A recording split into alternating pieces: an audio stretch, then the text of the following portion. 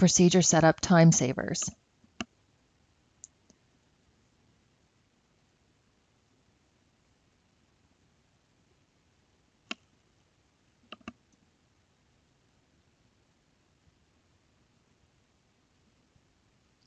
Import input map. It's now possible to import an input mapping for one or more modules that are saved as a resource. So if you go to the gear in the input editor heading, you can import an input map. Ones that I've saved previously are shown here on the left. For example, if I wanted a setup for a double banana, I could choose that. It'll show me here on the 32 channel amplifier what inputs are included, and I can say import. It's going to ask me if I want to overwrite whatever is already in the amplifier, and I'll say yes. Just like modes or cursor setups, these can be saved and used as building blocks to create the desired procedure setup. In channel setup, you can do something similar. You can export your channel montage or import it. So for example, with the 32 channel amplifier, we'll go back to our setup and import that. It'll ask me if I want to overwrite, and I'll say yes, confirm that. And there's all of my channels. Another feature that's now available for procedure setup is the head display. So if you click on the brain icon, it's going to change to an anatomical 1020 setup. You can use the montage drop-down menu here to move to a 1010. And the color-coded legend here will tell you which inputs are assigned to which amplifier. You can select a device, for example, the 32 channel amplifier, and click on the sites here to populate your input editor over on the left. The referential amplifiers found in the cortical module and the 32 channel amplifier can now also be configured as bipolar or referential. For example, with our 32 channel amplifier, if I change this to referential, all of my inputs, all of my active inputs will be referenced to a singular reference that I choose. And I can click on it and use the drop-down menu to choose a different input. Of course, I can't have the same input as the active and the reference, so I could either reference T3 to something else here, or simply right-click and delete the channel. Now I'm going to move on to advanced stimulation paradigms. Mode setup stimulus settings have been overhauled for Cascade IOMAX to take advantage of its unique precision timing capabilities. IOMAX hardware supports simultaneous stimulation of up to 4 extremities, which could be useful for MEP facilitation. In MEP mode setup, I've added 4 simultaneous stimuli coming from the extremities, which requires use of 4 individual limb modules. You can see here that I have 4 peripheral stimulators, followed by transcranial stimulation. This was configured by adding or choosing Add Stimulus and then creating the next stimulation. You'll also see that between each stimulus, you can choose the interstimulus intertrain interval. And if it's 0 from the end of the previous stimulus, then they'll all be started at the same time. You can also see this graphically by expanding the graphical display to show that at the start of the sweep, I have a single pulse from 4 different stimulators at 4 extremities, a 50 millisecond ISI, and then my 5 pulse train from the TCS. When a latency or amplitude shift is observed, users can adjust the cursor to the new latency, and the cursor midpoint is automatically adjusted. In previous versions, users had to right-click and adjust cursor midpoint, but this is no longer necessary. Also, cursor alerts now apply only to latency increases and amplitude decreases. EMG Associate comment. Users can choose to have the event log displayed for EMG mode. Go to EMG mode setup navigate to Associate Comment, and choose Never, On Threshold Detection, or On Stored Trial.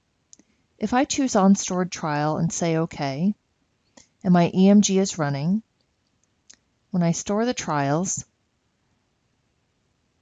I'm going to get an Add User event from the event log. If I say EMG activity, it'll be added to my event log. In EP mode controls, which I've accessed the left median by double-clicking in the trace window, users will notice a new icon here for Continue Average Count. You can click on this to temporarily increase the current average count, such as in situations where excessive noise is present. For example, with the left median SCP, I'm set with an average count of 200. If I increase the average count or add to the average count by clicking the icon, my average count goes to 400. If I go ahead and store the trial, the next one will go back to 200, which is how my average count is set in my mode. Stimulus artifact can be removed from EMG or EMG and EP mode trace windows and audio. If I run my left median SCP, you'll see that I have stimulus artifact in my left APB EMG recording. If I right-click in my left median SCP and go to Mode Setup, I can go down here to General Settings and remove stimulus artifact. I'm going to remove it from this mode and EMG mode. I might need to adjust the stimulus artifact duration, which I can do here in the Mode Setup or in the left median SCP mode control. I'll say OK. I also need to remove it from my EMG mode. So I'll go to my mode setup and allow removal of stim artifact. The EMG starts again, and when I start my left median SCP, I can still see it, so I'm going to adjust my duration. Here in my mode control, I'm set to 1.5 milliseconds. Let's try that at 3, and try that at 5, where it's reduced, but not completely gone. So I can increase that a little bit more.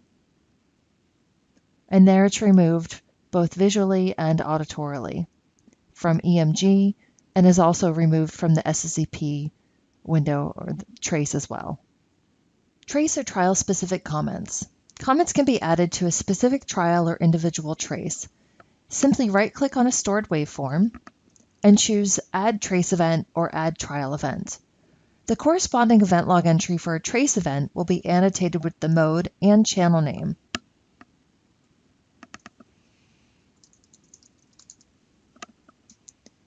You can see the mode and channel name here in the event log comment. A trial event will be annotated with the mode name only.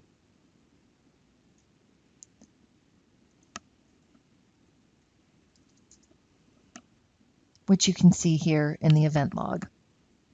Trace and trial events will be displayed on the waterfall like any other event if Show Events is selected under Waterfall labels. Several features and capabilities have been added to the event log. Event log priority is now supported.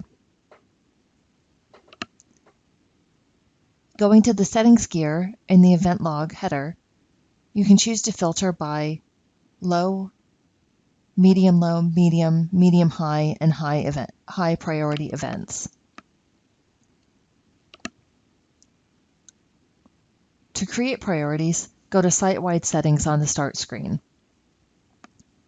Event Author is also captured in Surgical Studio, as reviewers and recorders can both enter events. Whether or not to show the author column is an option, which you can select here. You also have the possibility for an event log search by clicking this button, which opens up an event search box. So if I typed in EMG activity, it would bring up all of the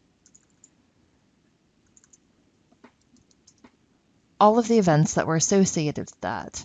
Or, for example, left median SCP. Whether or not the priority, search, or author column are shown are all available here in the settings gear. You can also, as a reminder, use the event type filter to choose what type of events are displayed on the event log.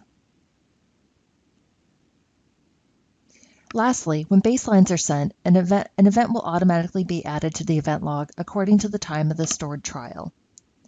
Whether or not that's displayed in the event log is an event type filter. So if I choose baseline events,